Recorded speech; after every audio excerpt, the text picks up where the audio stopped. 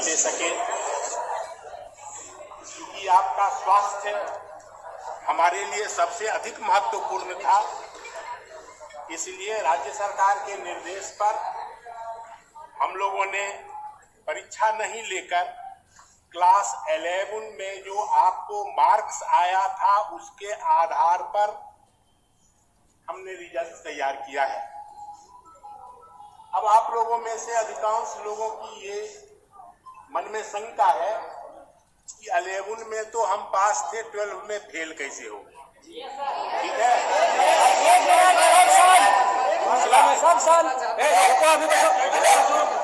दूसरा 11 में हमको इतना मार्क्स था किसी खास विषय में, 12 में नंबर बढ़ोतरी नहीं हुआ या वही नंबर रह गया।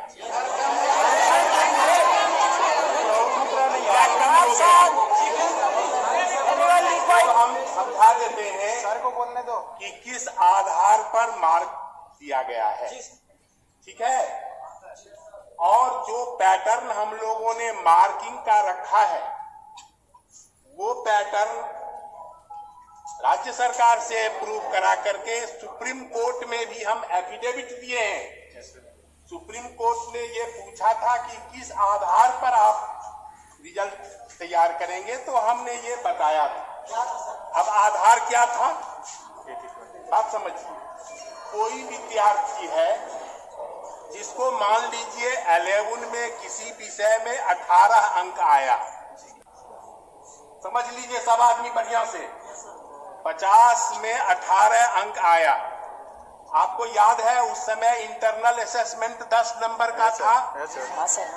मान लीजिए इंटरनल असेसमेंट में आपको 8 नंबर आया 10 में, ठीक है। तो OMR शीट में कितना नंबर आया होगा?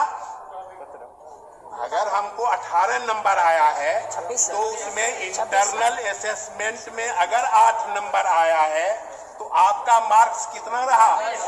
10 रहा। कितना में? 50 में। सुनो पहले 50 में, फिर से सुन लीजिए, कोई कंफ्यूजन किसी के मन में नहीं रहना चाहिए। और इतना के बाद भी हम आपके भविष्य को ध्यान में रखते हुए हम आगे क्या करने वाले हैं वो भी आपको बता रहे हैं। ठीक है। तो हमने ये बताया कि 50 में मान लीजिए 18 नंबर आया था 11 में, ठीक है। उसमें 10 नंबर का इंटरनल असेसमेंट था।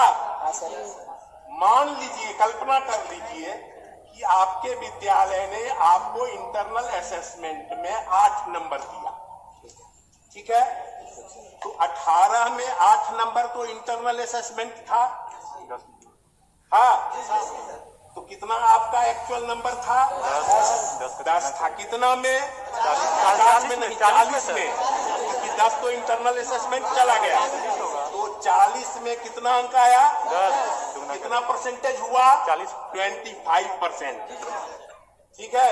40 में 10 तो 25%। अब 12 में आई। 12 में 70 नंबर थ्योरी है, 30 नंबर प्रैक्टिकल है। तो वहां 25% आया। 70 का 25% कितना होगा? 17.5 बराबर 18। तो आपके मार्कशीट में क्या आया होगा? 18। अब आप सोच रहे हैं कि जैक गड़बड़ किया है कि 18 हमको 11 में भी था, 12 में भी है। लेकिन सुनिए, एक एक बात को समझ लीजिए बढ़िया से, कोई दिक्कत। दूसरी बात, 11 में जो रिजल्ट हुआ था, 5 विषय की परीक्षा हुई थी। अगर कोई 4 विषय में पास था, 1 विषय में अगर फेल भी था, तो उसको भी प्रमोट कर दिया गया था। लेकिन दिया गया था। करने वाले हम हैं और तुम क्या देते हो? नहीं। 11 में जो 4 विषय में पास था उसको भी प्रमोट कर दिया गया था, ठीक है।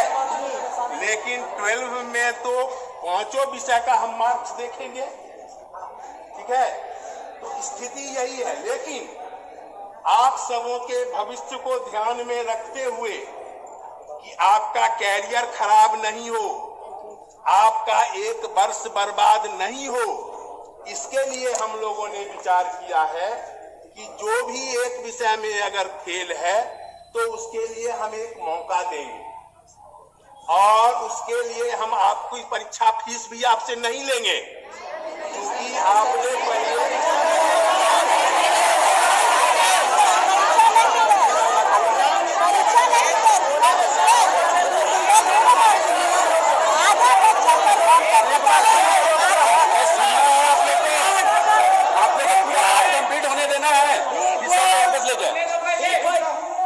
पूरा बात सुन लो, उसके बाद अपना बात रखना। पूरा बात सुनो, एक बार तो अगर किसी को कोई विषय में अगर गड़बड़ी है तो वह लड़का को हम एक मौका दे रहे हैं फिर से देने के लिए। एक बच्ची बोल रही थी अभी प्रैक्टिकल हमारा नहीं हुआ, हम तुमको भी एक मौका देंगे, सबको हम एक मौका देंगे ताकि किसी का भी वर्ष बर्बाद नहीं हो। अब नियम से पूरा सुन लो ना, और पहले कंप्लीट होने दो, उसके बाद पहले कंप्लीट होने दो, फिर नया सवाल बात करेंगे। अच्छा, सब जान रहे होंगे इंटर का रिजल्ट कितना हुआ है? 90% हुआ है, 90% हुआ है रिजल्ट। आर्ट्स में भी क्या हुआ? मैट्रिक में 96% हुआ है रिजल्ट, हुआ है। नियम के तहत ही कुछ हो सकता है, उसका भी हम मौका दे रहे हैं, उसका भी मौका देंगे सबको।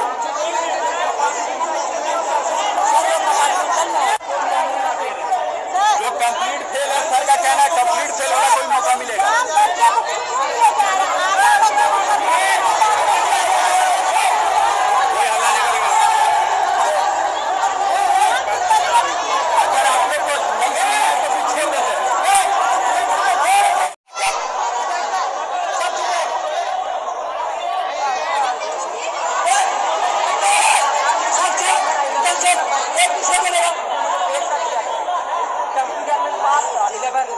अभी इतना समझाए तो समझ में आया, बात तो बताए ना सर, प्रैक्टिकल और थ्योरी।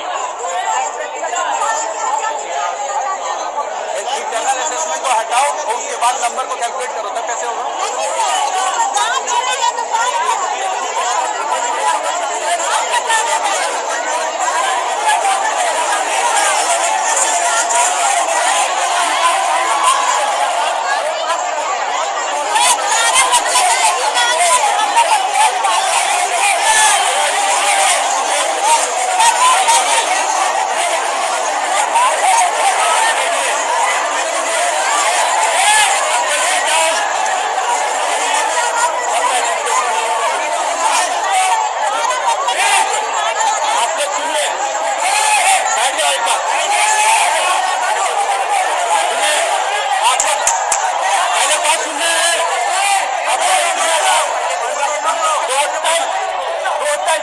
कैंडिडेट है जिनका जो ग्रीवांस है इंडिविजुअल एप्लीकेशन लिखिए और इमीडिएटली डायरी सेक्शन में जमा कीजिए।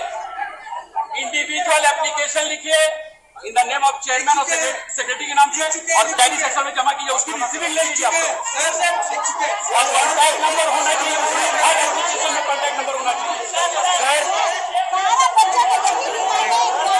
नहीं मैडम, डिमांड इज नथिंग है, सुनिए मेरी बात को, जो भी डिमांड का डिसीजन है वो माननीय अध्यक्ष महोदय लेंगे।